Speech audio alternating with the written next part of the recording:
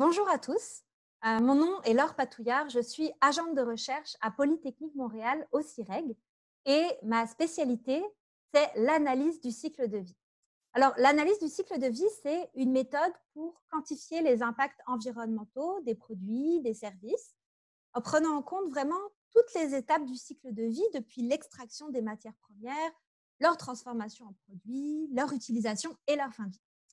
Et aujourd'hui, je vais vous parler des impacts environnementaux reliés au télétravail. Alors la première question, c'est quels sont les changements principaux observés en termes de télétravail depuis le début de la pandémie? Donc, il faut savoir que la proportion de télétravailleurs au Canada, elle est passée de 4% avant la pandémie à plus de 22% en mai 2021. Et quand on télétravaille, eh bien, on utilise plus d'outils de communication numérique. D'ailleurs, les chiffres nous le montrent. On a vu une hausse de l'utilisation d'Internet au Québec. L'usage des services de vidéoconférence a triplé lors du premier confinement. Et on a aussi remarqué que les gens faisaient plus de pauses de loisirs en ligne sur leur ordinateur et moins sur leur cellulaire. Alors, on l'oublie souvent, mais le numérique, ce n'est pas juste virtuel, puis ça a des impacts environnementaux qui sont bien réels. Alors justement, quels sont les principaux impacts connus du télétravail sur l'environnement? Alors, il faut bien voir qu'il y a deux principaux phénomènes à prendre en compte dans l'impact du télétravail. Le premier, c'est l'augmentation de l'utilisation des technologies du numérique qui créent des gaz à effet de serre. Le second, c'est la réduction de nos déplacements parce qu'on ne va pas au travail.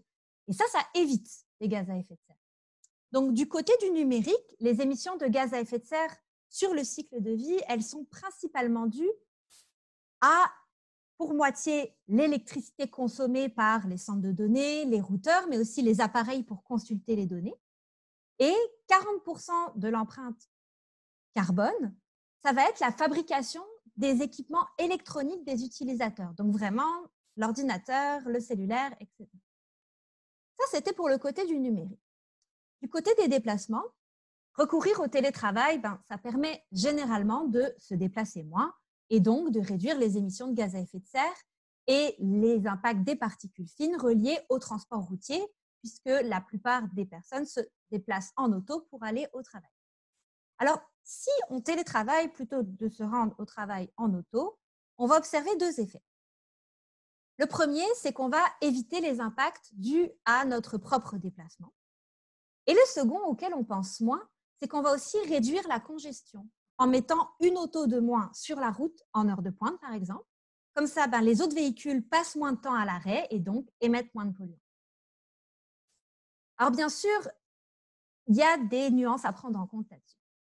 Justement, quelles sont ces principales nuances qu'il faudrait prendre en compte dans l'interprétation de ces résultats?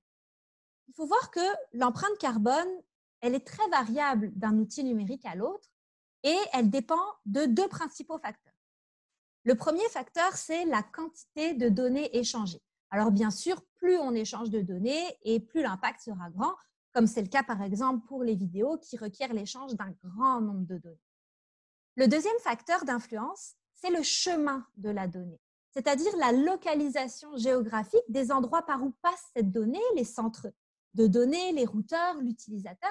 Et ça va déterminer le mix électrique qui est consommé à chaque étape. Il faut comprendre qu'actuellement, évaluer précisément les impacts d'un outil numérique, ça a plusieurs limites. Tout d'abord parce qu'on sait mal estimer les consommations énergétiques des technologies numériques. Parce que ces technologies, elles évoluent très rapidement et souvent plus rapidement que nous, les modélisations qu'on peut en faire.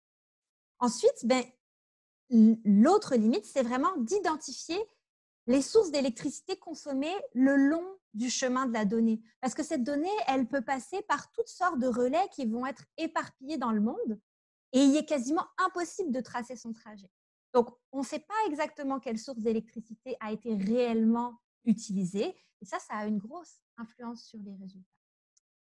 Par ailleurs, les bénéfices environnementaux du télétravail, elles vont dépendre des habitudes de chacun et dépendre de plusieurs facteurs, encore une fois.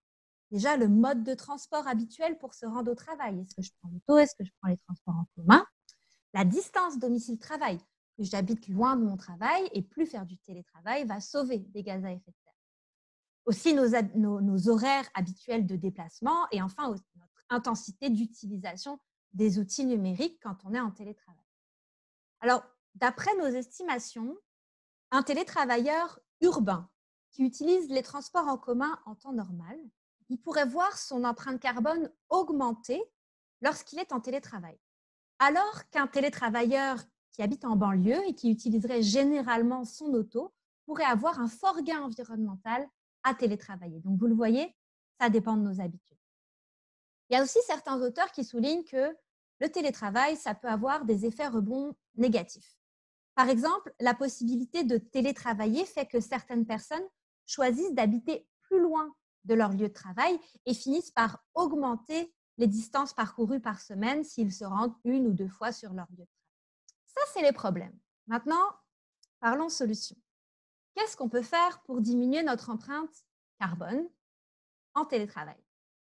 Premièrement, on peut limiter l'impact des vidéoconférences. Comment? En n'utilisant pas la haute définition, en coupant la vidéo quand ce n'est pas nécessaire ou même en évitant de faire des appels trop longs. On peut aussi prolonger la durée de vie de nos appareils électroniques. On l'a vu que ça comptait quand même 40% des impacts. Ça va permettre d'amortir leur impact environnemental.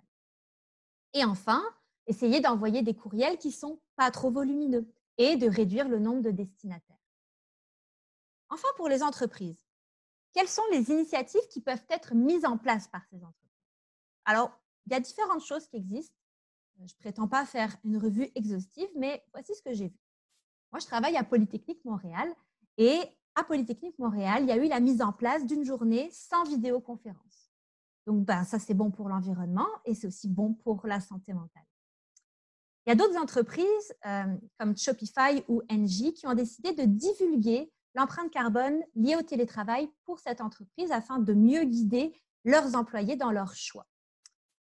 On a vu aussi des entreprises faciliter l'accès à de l'énergie renouvelable pour leurs employés en télétravail. Ça fait beaucoup de sens dans des contextes où le mix électrique est fortement carboné, comme par exemple aux États-Unis. Et enfin, adhérer à des programmes de récupération ou de reconditionnement des appareils électroniques en fin de vie. Ça permet de prolonger leur durée de vie et ça peut être quelque chose d'intéressant à mettre en place pour les entreprises. Voilà, j'espère que cette vidéo vous aura plu. Merci beaucoup.